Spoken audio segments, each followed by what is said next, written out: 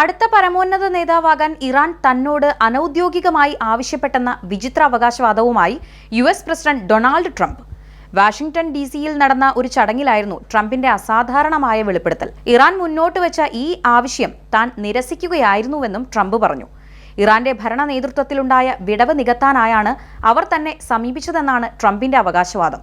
ഇറാന്റെ പരമോന്നത നേതാവായിരുന്ന അയത്തുള്ള അലി ഖമനേയി കഴിഞ്ഞ മാസം US-ഉം ഇസ്രായേലും സംയുക്തമായി നടത്തിയ ആക്രമണത്തിൽ കൊല്ലപ്പെട്ടിരുന്നു.